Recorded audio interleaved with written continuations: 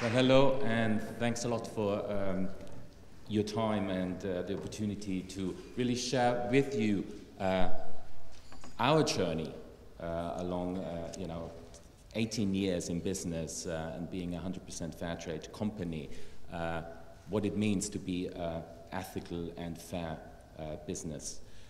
We've heard lots about 15 years of Fairtrade Foundation, and as I said, 18 years of Cafedirect business, and that's no mean feat, I think, with lots of achievements along this long, journey.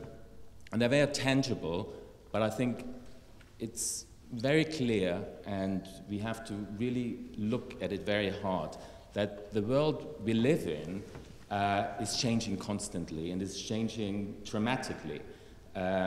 And the impacts or the implications are felt by everyone, especially around financial and economic issues.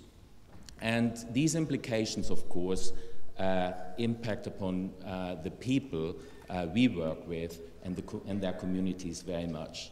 So it really demands from a company to constantly evolve, look what can we do better to really improve the impact of our business, to adapt to the circumstances, and also to really explore new ways of doing business. So we actually live up to the credentials of being an equitable, transparent, and above all, an accountable business. Now, there are lots of learnings, of course, along this journey for Cafedirect, and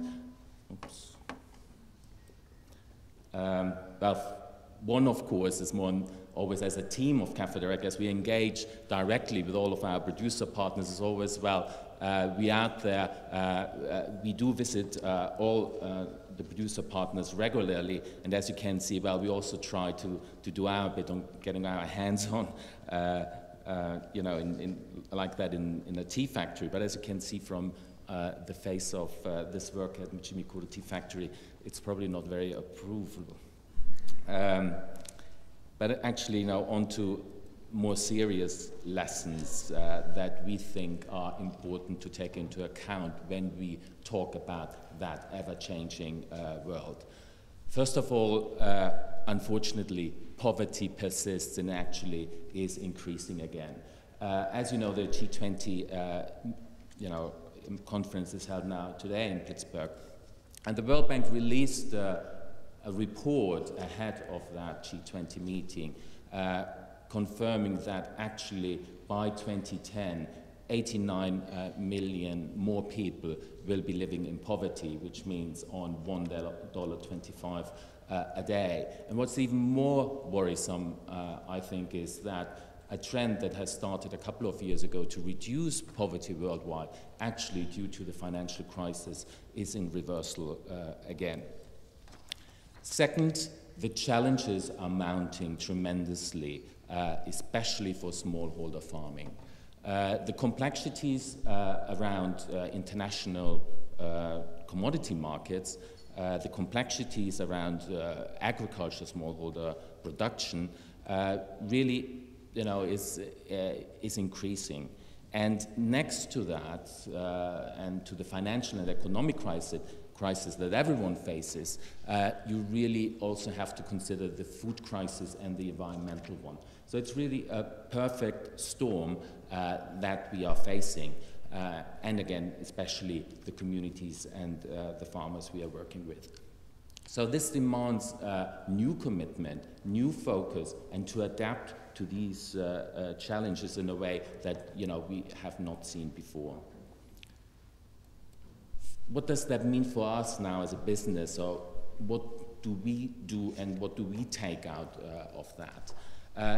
I think, to really talk about sustainable impact and tackling these manifold challenges, you have to engage with people and with partners and communities in a very different way.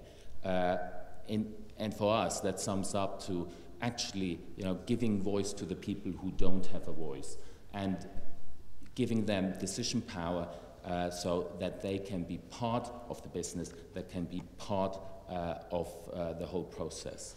So for us that's very crucial and important, but actually, so how does that then play out in concrete actions? Well, for us, growers are not mere suppliers of raw materials, of tea, coffee, and cocoa. They're active partners, they're shareholders in Cafedirect. They have 2 directors sitting on our board to really shape the company's strategy and to define exactly what we mean and what we mean under an ethical business, to be an ethical business, and how we deliver upon that promise.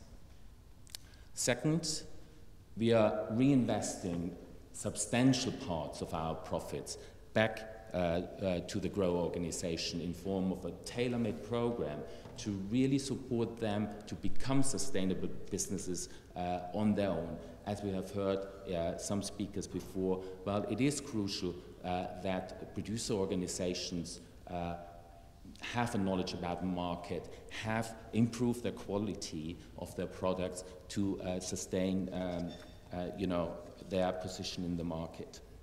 So just first, as an example, with our coffee partners in Africa and Latin America, we have heavily invested in quality improvement programs, so they actually can have a clearer idea to improve their coffees, to separate different qualities, thus access added value markets to achieve higher prices for their products.